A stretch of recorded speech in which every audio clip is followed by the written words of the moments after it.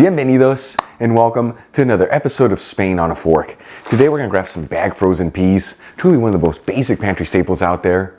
An ingredient that most of us almost always have on hand, create a super delicious recipe. We're talking crispy Spanish pea fritters. These are known as Buñuelos de Guisantes. Let me tell you, these fritters have a light crispy texture on the outside with a beautiful pop of flavors in the inside. The recipe is very easy to make, where there's no tricky techniques or weird equipment needed. And the best part, it's all done in about 30 minutes.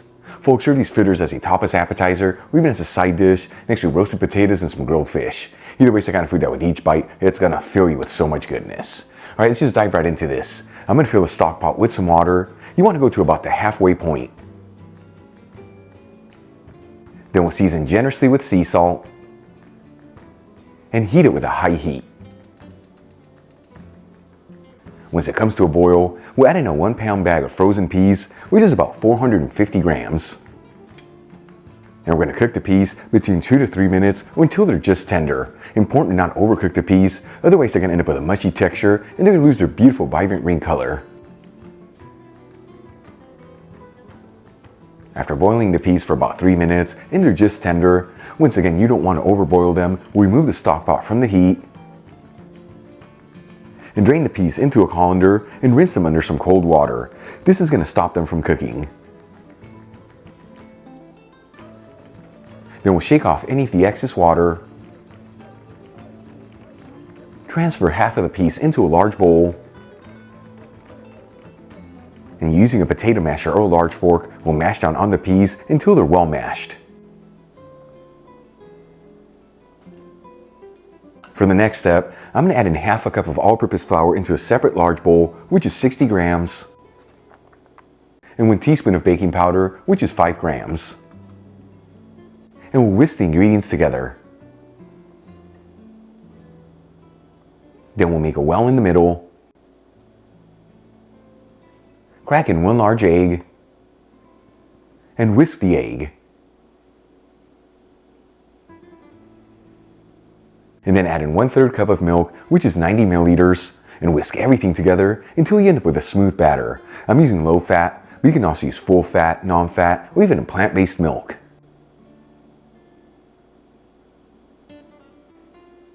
Once we end up with a smooth batter, we'll add in the mashed peas, along with the peas we didn't mash,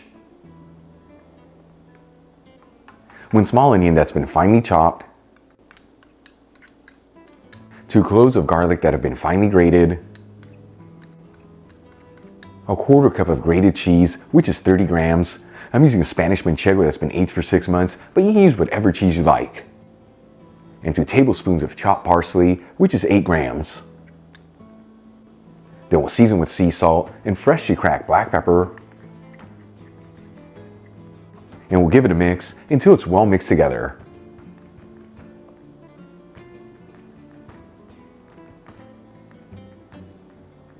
And that's the exact texture you want right there. If you see your batter's too thin, add in some more flour, and vice versa if it's too thick, add in some more liquid. But you know, like I've told you in the past, these fritter batters are very forgiving, meaning even if you don't have it right on the money, you're still going to end up with delicious fritters. For the final step, let's start cooking them up. I'm going to heat a large fry pan with a medium heat,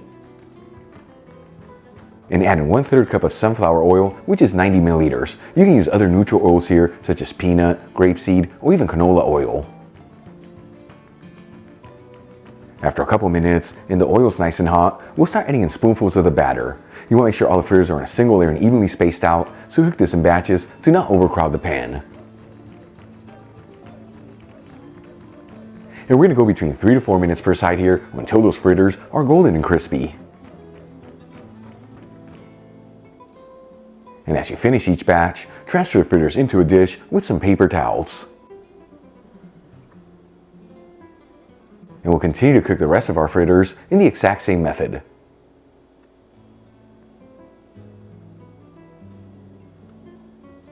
Once all the fritters have been fried up, let's make a very simple yogurt dipping sauce that truly complements the fritters. I'm going to add in half a cup of plain Greek yogurt into a bowl, which is 150 grams. We'll also add in 1 clove of garlic that's been finely grated, 1 teaspoon of dried dill, which is 1.5 grams,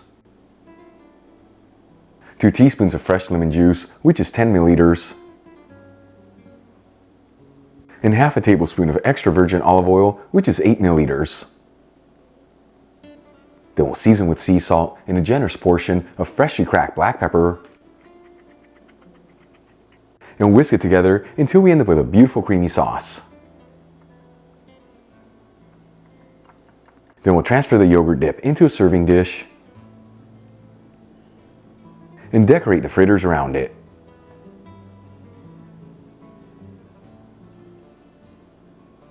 And check it out, folks, our crispy Spanish pea fritters are done. Easy to make, beautiful presentation, and all done in about 30 minutes. Let's give these a try and see how they turned out.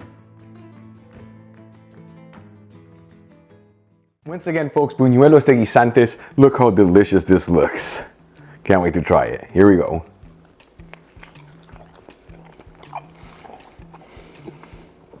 I'm flipping it, it's not double dipping.